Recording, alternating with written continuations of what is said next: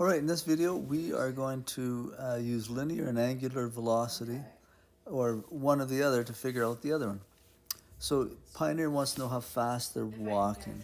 So they've got a wagon wheel, and they've got something on the edge here, and they count how many times, or how long it takes, how many times it goes around in a certain distance.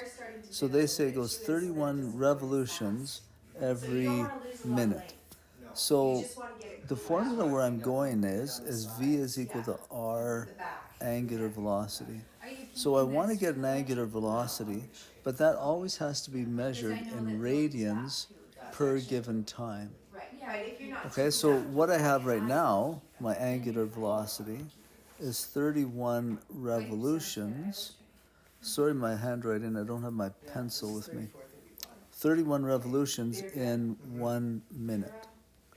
And I have to get radians. So I know that 1 revolution is the same thing as 2 pi radians. So if I go 31 times 2 pi, that'll give me 62 pi radians per minute. So that is an angular velocity which I can plug in right there. And what they're looking for is their linear velocity, so how fast are they going? So to get the linear velocity, it's r times the angular velocity. The radius is 31 centimeters times the angular velocity right there, 62 pi rads per minute.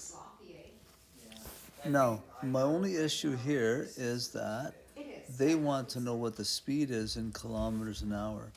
And the units that I have are centimeters and minutes. So I need to convert centimeters to kilometers and minutes to hours. So to do centimeters, up here it gives me the conversion unit. So there's 100,000 centimeters in 1 kilometer. Okay, so centimeters cancel. Now I have kilometers, which is what I want. Also, minutes, I want to get rid of those. I want hours. So 60 minutes in 1 hour. So now the minutes will cancel. So all I need to do is go 31 times 62 times pi times 60, all divided by 100,000. And if I do all that, that'll tell me what their average velocity is, or their average speed is. All right, hopefully that helps you with that question.